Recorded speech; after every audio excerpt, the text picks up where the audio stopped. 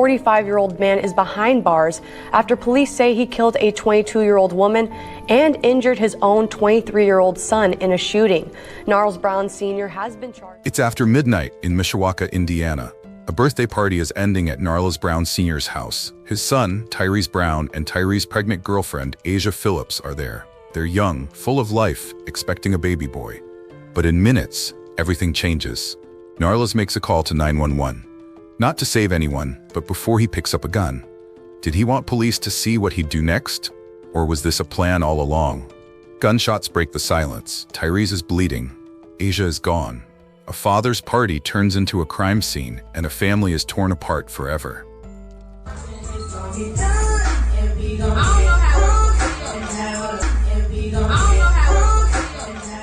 It's February 25th, 2025, in Mishawaka, Indiana, a small city east of South Bend.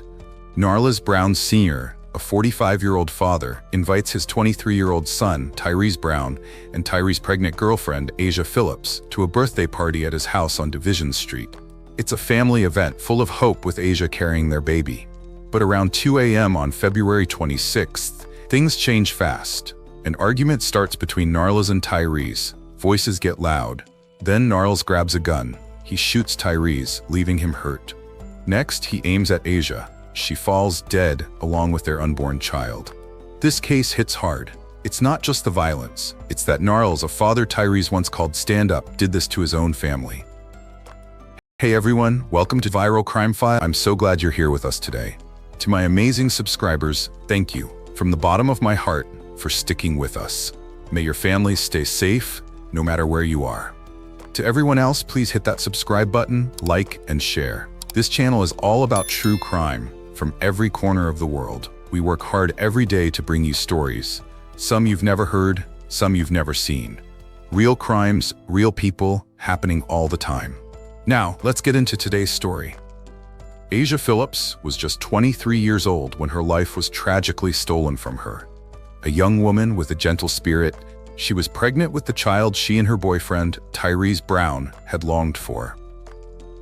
Asia had always dreamt of motherhood, and now her future seemed full of hope. She and Tyrees had already begun planning their life together, raising their son, a little boy they were so eager to welcome into the world. To those who knew her, Asia wasn't just a young woman. She was a bright light, always full of love, kindness, and laughter. She was someone who genuinely cared for the people around her, always giving without hesitation.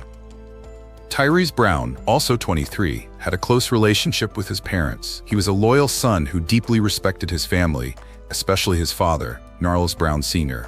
On social media, he often expressed his admiration for his parents. For Father's Day, Tyrees wrote a post that said, "Happy Father's Day. I'm a spittin' image of you. Thanks for being in our lives since birth. Real stand-up." These were more than just words. These were expressions of the respect and love Tyrees had for his father. Tyrees had always viewed his dad as a role model, someone to look up to. He admired his father's strength, his presence in their lives, and the lessons he had learned from him over the years. On his mother's birthday, Tyrees wrote another heartfelt message, "Happy birthday. I appreciate you giving us life. You're getting younger by the year." His love for both of his parents was clear in these posts. Tyrees was proud of his family, and he made sure they knew it.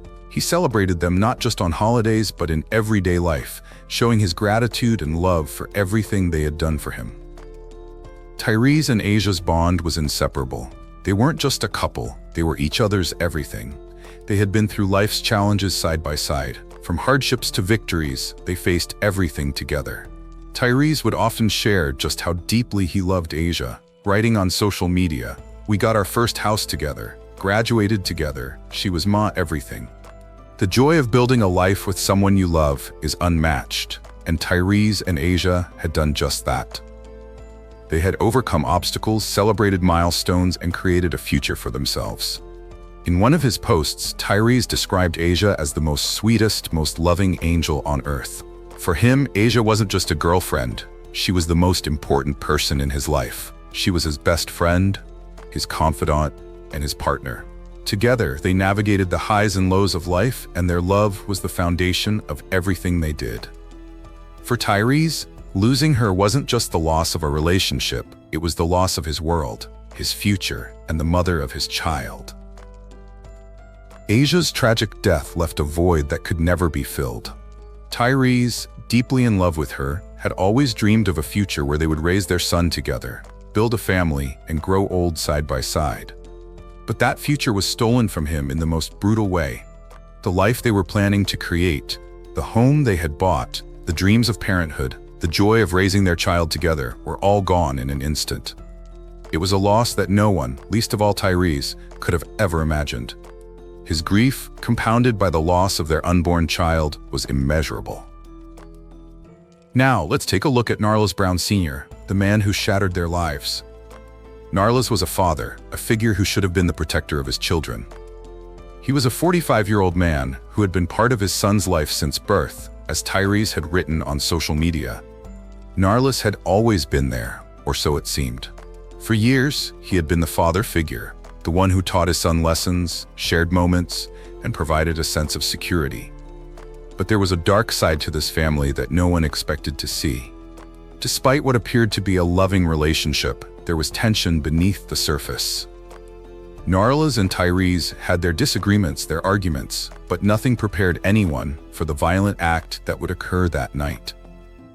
Narles' relationship with his son, though seemingly strong at times, was also strained. Tyrees' post on Father's Day reflected admiration, but there were hints of tension in their relationship as well. Tyrees once referred to his father in a post as a pussy who I'm nothing like, suggesting deep resentment and anger that had built up over time. What caused this shift? What was the cause of the bitterness that simmered underneath the surface of what seemed like a close father-son bond? The tragedy of this story isn't just the loss of life. It's the betrayal of a father who turned on his own flesh and blood. Narles was supposed to be a protector, not a destroyer. What drove him to make that choice? What led to the breakdown of a family that had once seemed so strong? These are the questions that remain unanswered, leaving behind only grief, heartbreak, and confusion for those who loved Asia and Tyrees. It's February 25th, 2025, on Division Street in Mishawaka, Indiana. The day starts happy. Narles Brown Sr., 45 years old, throws a birthday party at his house. The house is full. Tyrees Brown, his 23-year-old son, is there. Asia Phillips, Tyrees' 23-year-old girlfriend, is with him. She's pregnant, carrying their little boy. They're part of the crowd, laughing, talking, eating cake. It's a family thing, a night to feel close. Hours go by, the clock ticks past midnight into February 26th. Around 2 a.m., the mood shifts. Something happens between Narles and Tyrees. They start arguing, voices get loud, sharp. Neighbors hear it through the walls. They tell police later, "We've heard them argue before." But this time, it's not the same. It's heavier, louder, different. Narles isn't calming down. He's mad, really mad. He walks away from the fight for a moment, then he comes back with a gun in his hand. Nobody knows where he got it. Not the police, not the papers. It's just there, real, loaded. Before anything else, Narles does something strange. He picks up his phone. He calls 911. He doesn't say "help me" or "stop this." Charging papers say he calls to get police on scene quicker. It's like he wants them to come fast to see what he's about to do. The call ends. The house goes quiet for a second, then bang. A gunshot cuts through the night. Tyrees, his own son, drops. Blood's on him, soaking his clothes. He's hurt bad, fighting to breathe. Asia's there, close by. She sees it happen. She screams, loud, scared, begging. Asia turns to run. She's fast, but not fast enough. Narles lifts the gun again. He aims at her, his son's girlfriend, the mother of his grandson. Another shot. Bang. Asia falls. She hits the ground still. Her baby boy, the one Tyrees wanted so bad, goes with her. The street's not quiet anymore. Neighbors wake up, hearts pounding. They hear the shots, the yells. One grabs a phone, calls 911, says, "Shots fired." Someone's screaming on Division. Another says, "It's bad out there." The calls flood in, panicked, real. Outside, it's messy. Police say Tyrees and Asia are found near a car. Maybe they tried to get away. Maybe they were just there. Blood's on the pavement, dark under the streetlights. The gun's close, dropped, or left behind. Narles doesn't hide. He's near the house, maybe behind it, maybe still in sight. He's not running, not fighting. The party's over. What's left is Tyrees, barely hanging on, and Asia gone forever. Division Street, a place folks call home, turns into something else that night, a place no one forgets. This isn't just a fight gone wrong. It's a father, a son, a young woman with a baby inside her. It's a night that starts with cake and ends with bullets. Tyrees loved his dad once, called him stand up. Asia loved Tyrees, built a life with him. Now, one's bleeding, one's dead, and Narles stands there, gun in hand. The neighbors hear it all, the shots, the cries. They'll tell police later, it happened so fast. But for Tyrees and Asia, those minutes change everything. Police cars speed onto Division Street, lights flashing bright. It's just after 2 a.m. on February 26, 2025. Mishawaka, usually a quiet town, now echoes with sirens as officers rush to the scene. Tyrees Brown, 23, is badly hurt from a bullet. His girlfriend, Asia Phillips, also 23 and pregnant with their son, is clinging to life. Narles Brown Sr., Tyrees' 45-year-old father, is found nearby. He isn't running or trying to escape, just standing there, calm. Ambulance crews quickly rush Tyrees and Asia to the hospital. Tyrees is taken into surgery, but Asia doesn't survive. Her life and the life of the child she carried are taken too soon. The Mishawaka Police Major Crimes Unit jumps into action. They know this case is serious. Their first clue? The 911 call Narles made before the shooting. Why did he call for help before he even pulled the trigger? Did he plan this? Or was it a crime of passion? The investigation deepens when the gun used is traced back to Narles. Later, this would add a firearm enhancement charge. But where did that gun come from? Police aren't saying yet. Witnesses from the party, family, and neighbors start to speak. They say the argument between Narles and Tyrees escalated quickly. Someone saw Narles go inside, come back with a gun, and follow Tyrees and Asia outside. But no one saw when he pulled the trigger. The whole event is a blur. Evidence piles up. Shell casings, blood near a car. Maybe Tyrees and Asia tried to leave, but the gun is left behind. It's all important now. By 9 a.m., Narles is arrested and booked into St. Joseph County Jail. Narles Brown Sr. has been charged with murder and attempted murder for his role in a shooting early Wednesday morning in the 700 block of Division Street. Police were called to the area around 2 a.m. on reports of gunshots fired and people screaming. We are learning that Brown Sr. called 911 before shots were even fired in an attempt to get police on scene quicker. But it wasn't long after that call that he fired shots. When officers arrived, they found a man and a woman suffering from gunshot wounds. The charges come fast. Murder for Asia's death, attempted murder for Tyrees. The evidence is stacking up. Witnesses, the 911 call, and the gun. Tyrees, still recovering in the hospital, fights for his life. Asia's family is left devastated. Her autopsy, set for February 27th, confirms the gunshot wounds took her life. The lead detective on the case is now left with the grim task of piecing it all together. A family celebration, hours earlier, has turned into a violent crime scene. Neighbors, once accustomed to a quiet neighborhood, are now left in disbelief. The Major Crimes Unit continues to gather information, searching for every clue, every detail. The case is raw and fresh, and they won't stop until the truth is fully uncovered.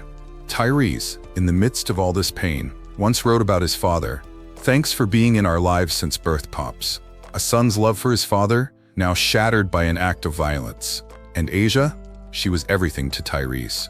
"We did it all together," he said online. But now she's gone, and he's left fighting for his life while his father is locked in a jail cell. The story is far from over. The police continue to piece it together, step by step, trying to understand what led a father to commit such an unforgivable act against his own flesh and blood. Division Street, once a peaceful place, will never be the same. Narles Brown Sr. is the only suspect. There's no one else who fits. But the big question is why? Why would a father do something like this to his own son and his son's girlfriend? Theory 1. Rage. Maybe the argument between father and son was fueled by alcohol or something deeper, and things simply got out of control. Tyrees had hinted at tension when he called his father a pussy who I'm nothing like, suggesting there had been some serious resentment building between them. Was this outburst the result of years of unresolved anger? Theory 2. Premeditation. Narles made that 911 call before the shooting. It's not what you'd expect from someone in a moment of panic. It almost seemed like he wanted an audience, or to ensure there were consequences to his actions. Was this about pride, a need for control, or something else entirely? No other suspects have emerged. The party guests, the neighbors, everyone was shocked, but none of them were involved in the shooting. The evidence against Narles is clear: shell casings, witness accounts, and his own presence at the scene. Yet the question of why still hangs in the air, unanswered. A criminologist might say this was an act of domestic escalation, but it's rare to see such violence against his own son and a pregnant girlfriend. It's an almost unimaginable situation. Mishawaka is left in shock. The quiet that once defined Division Street is shattered. The community, which had always prided itself on its peacefulness, is now haunted by the violence that occurred there. Tyrees, still healing physically, shared a heartbreaking post. "Just found out we was having a little boy. I can't live you out, ha." The loss of Asia and their unborn child weighs heavily on him. Asia's family has remained silent, their grief kept private. The pain of losing a daughter, a sister, and a future grandchild is something they carry quietly, though it is no less intense.